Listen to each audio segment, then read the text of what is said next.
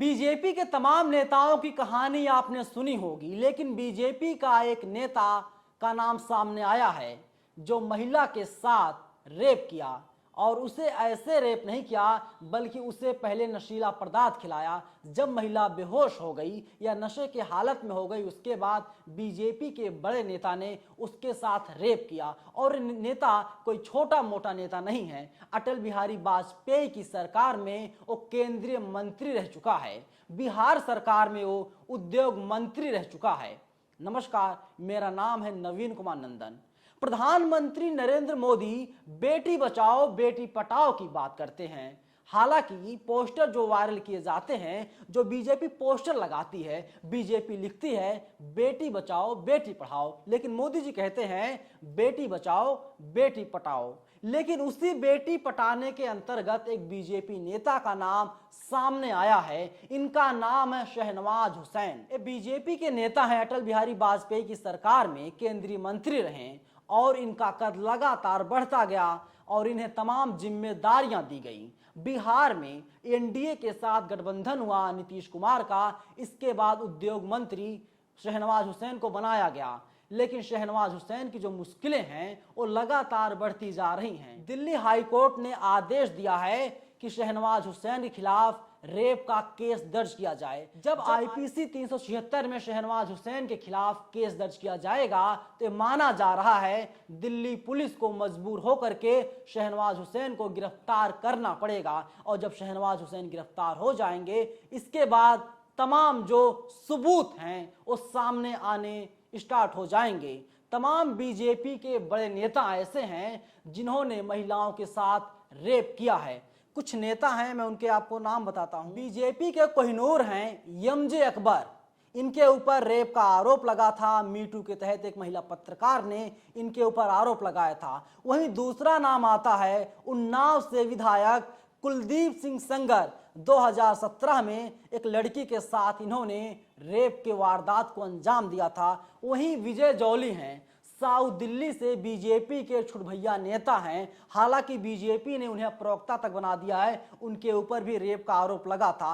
वहीं स्वामी चिन्मयानंद के ऊपर रेप जैसे गंभीर आरोप लगे थे। लेकिन दोस्तों, बड़ा सवाल यही खड़ा होता है कि जब निर्भया के साथ रेप किया जाता है, गैंग रेप होता है, इसके बाद वो पूरा मामला राष्ट्रीय नहीं बल्कि अंतर्राष्ट्रीय बन जाता है और दोषियों को सजा दी जाती है। लेकिन जब बीजेपी का कोई नेता रेप या गैंग रेप करता है तो बीजेपी उसे बचाने में जुट जाती है। देश के गृह मंत्री इस वक्त हैं अमित शाह।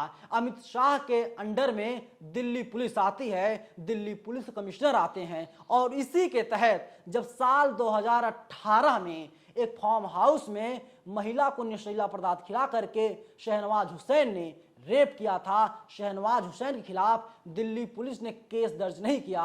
दिल्ली पुलिस ने यही कह दिया ये मामला बहुत छोटा है और इसमें रेप जैसी कोई जघन्य अपराध हुआ ही नहीं और इसमें हम रेप का केस दर्ज नहीं कर सकते। लेकिन महिला थकी हारी नहीं, वो दिल्ली हाई कोर्ट पहुंच गई और दिल्ली हाई कोर्ट से फैसला आया। दिल्ली हाई कोर्ट ने आदेश जारी किया शहनवाज हुसैन के खिलाफ केस दर्ज किया जाए। आईपीसी 376 में इनके खिलाफ केस दर्ज करके इनके खिलाफ मुकदमा चलाया जाए। और इसके बाद जब पूरे मामले की जांच होगी तो दूध का दूध पानी का पानी हो जाएगा। ये बीजेपी के नेता हैं, इनके हौसले कितने बुलंद हैं। ये लोग जब चाहते हैं रेप करते हैं, ये लोग जिसका चाहते हैं उसका मर्डर कर देते हैं, ये लोग जिसका चाहते हैं उसके साथ एवं शोषण जैसी घटनाओं को अंजाम देते हैं। अभी आपने देखा आजादी दिवस यानी 15 अगस्त को 11 आरोपियों को बरी कर दिया गया।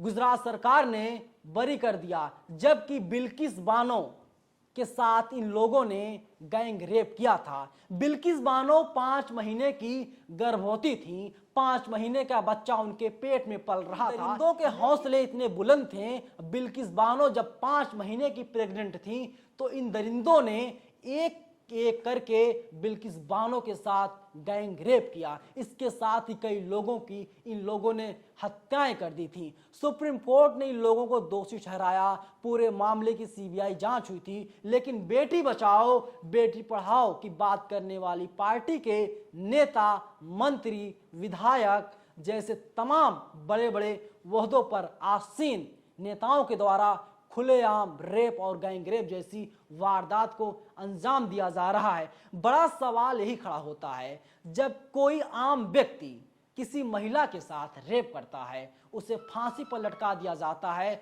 उसे परेशान किया जाता है, लेकिन गैंग रेप करना अपराध है, किसी के साथ नहीं होना चाहिए। लेकिन जब बीजेपी कोई नेता मंत्री करता है, उसे बचाने की कोशिश की जाती है। जो पार्टी कहती है बेटी बचाओ बेटी पढ़ाओ, उसके राज में बेटी बचाओ बेटी पढ़ाओ और बेटी का गैंग रेप करो जैसे जघन्य अपराध को अंजाम दिया जा रहा है। और ये बात दिल्ली पुलिस के कानों तक नहीं पहुंचती, ये बात देश की पुलिस के कानों तक नहीं पहुंचती, क्योंकि वो सत्ता से जुड़ा हुआ है। उसका रसूख इतना है कि जो पुलिस वाला उसके खिलाफ केस दर्ज करेगा,